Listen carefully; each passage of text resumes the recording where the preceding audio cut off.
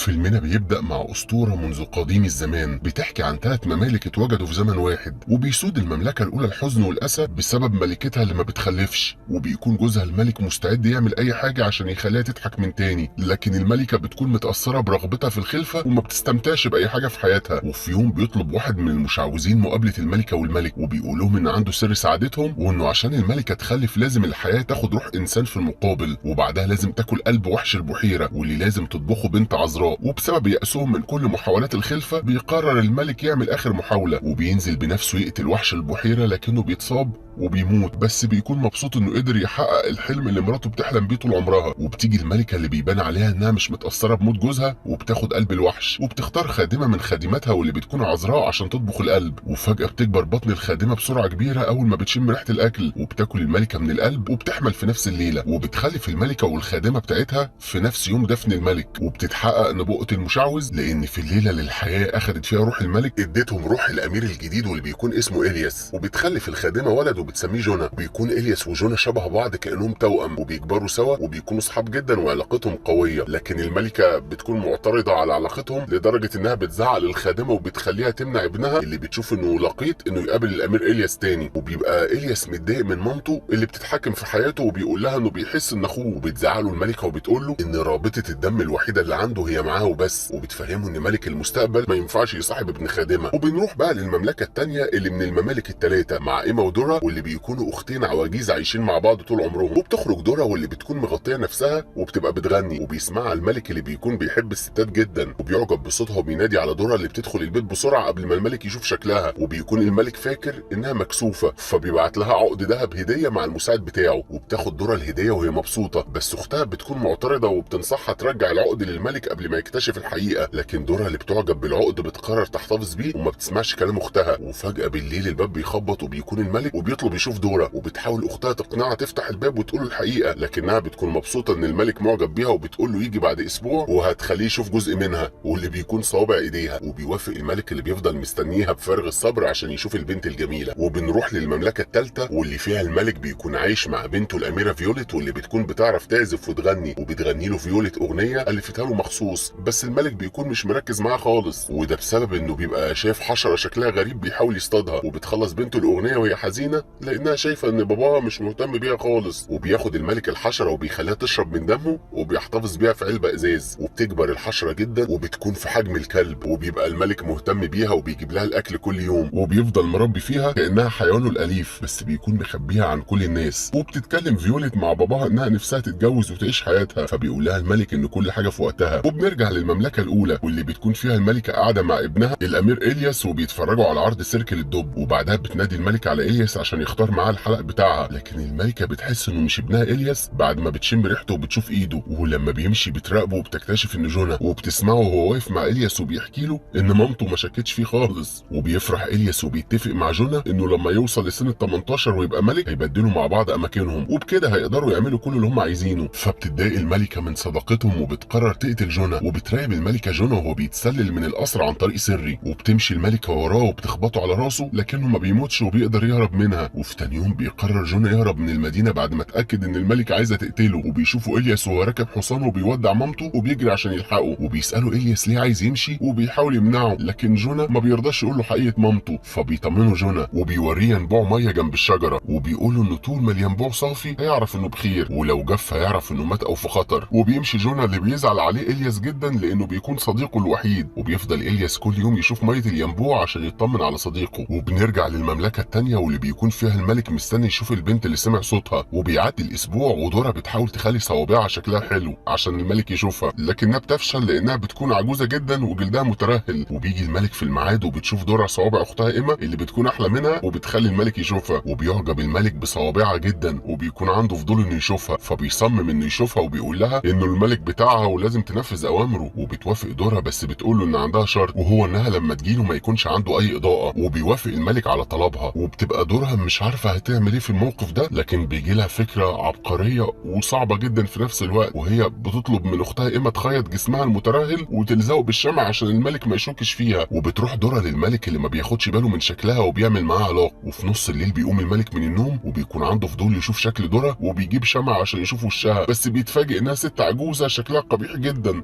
وبينادي الملك على الحراس وبيأمرهم يرموها من شباك القلعه، وقبل ما توصل دورة للارض وتموت من حظها ان الغطا بتاعها بيمسك في اغصان الشجره، وبتشوفها ست عجوزه وهي بتعيط وبتقرر تنقذها، وبنعرف انها ساحره وبتقدر ترجع لدورة شبابها من تاني. وفي نفس الوقت اللي بتفوق فيه دورة بيبقى الملك بيصطاد في الغابه وبيشوف دورة تاني اللي اتحولت لشابه صغيره وجميله وبيعجب جدا بيها. وبنرجع للملكه الثالثه مع الملك اللي بيكون مربي حشره وبتكون كبيره لدرجه انها اكبر من الانسان نفسه، وبتبقى الحشره عندها مشكله في التنفس، والملك بيكون قلقان عليها جدا وبينادي للدكتور اللي بيتخض من شكلها وبيكون فاكرها وحش، لكنه بيضطر يكشف عليها بامر من الملك، بس ما بيقدرش ينقذها وبتموت بين ايده، وبيعيط الملك عليها وبيهدد الملك الدكتور انه لو جاب سيره لحد هيقتله. وبيقرر الملك انه يجوز بنته اللي كان نفسها تمشي من القصر، وبيبقى قانون جواز الاميرات ان الملك يعمل منافسه، وبيقرر انه يسلخ جلد الحشره بتاعته ويعرضها قدام المتقدمين للجواز من الاميره، ولازم اللي هيتقبل يعرف هو جلد حيوان ايه اللي قدامه ده. وبيتقدم شباب كتير ومحدش فيهم بيعرف نوع الحيوان، وفجاه بيدخل رجل ضخم شكله قبيح وبيكون شبه الغول وبيبقى لابس لبس غريب وبيعرف انه جلد حشره، وبتعيط فيوليت اللي بتكون خايفه جدا من شكل الراجل المخيف، وبتقرر تنتحر، وبيحاول باباها يقنعها ان ده قدرها وانه مش هيقدر يرجع في كلمته لانه الملك. وبتسمع الاميره كلامه وبتمشي مع الراجل المخيف واللي بيبقى بيشدها من ايدها بقوه وبيخليها تمشي معاه مسافات طويله لحد ما بتطلع معاه جبل عالي جدا، وبيوصلوا الكهف شكله قذر جدا واللي بيطلع بيت الغول، وبيبقى الكهف مليان عظم حيوانات وشكله مخيف جدا، وده لان الغول بياكل الحيوانات وهي ناهيه. وبتتخض فيوليت من المنظر وبتفضل تعيط وبتخرج بره، وبيمسكها الغول غصب عنها وبيعمل معاها علاقه. بنرجع للمملكه الاولى واللي بيكون فيها الامير الياس بيراقب ينبوع صديقه كل يوم، واللي فجاه بيلاقيه تحول لدم وبيعرف ان صديقه في خطر، وبيقرر يدور عليه بس من ورا مامته. وبتلاحظ الملكه غياب ابنها وبتفضل تدور عليه في كل مكان، وبيكون الياس بيدور على جونا في الغابه لحد ما بيسمع صوته وهو بيصرخ من الالم، وبيكون وقع في حفره كبيره ورجله بتكون مكسوره، وبيكون في خفاش بيهاجمه، وبيجري الياس عشان ينقذ صديقه، واول ما الخفاش بيشوف الياس بيبطل يهاجم جونا وبيموت. وبنروح للمملكه الثالثه اللي بيبقى فيها الملك هيتجوز دورة بعد ما رجعت تاني لشبابها، بس بيكون مش عارف حقيقتها، وبتبعت دورة دعوه فرحها لاختها ايما اللي بتفكر ان اختها العجوزه قدرت تقنع الملك وتتجوزه. وبتفضل ايما تدور على اختها في الحفله، بس بتلاقي شابه جميله بتنادي عليها وبتقول لها انها دورة نفسها، وايما طبعا ما بتكونش مصدقه ان اختها رجعت لشبابها تاني، وبتكون عايزه تعرف السبب، بس دورة ما بتبقاش فاكره حاجه من اللي حصل لها في الغابه. وبتكون ايما مش عايزه تروح البيت لوحدها بعد ما عاشت طول عمرها مع اختها الوحيده، بتوعدها دورة انها تخليها غنيه بس بشرط ما تقولش لحد. بس ايما اللي بتكون مبسوطه جدا بتفضل تقول لكل اللي في الحفله انها اخت العروسه، وبتزعلها دورة انها بتقول انهم اخوات لكل الناس وان ما حدش هيصدقها، وبتخليها تمشي، لكن ايما بتستخبى من الحراس وبتروح لدورة اختها تاني في اوضتها وبتقول لها انها عايزه تفضل معاها. وفجاه الملك بيجي وبتستخبى ايما بسرعه قبل ما الملك يشوفها، بس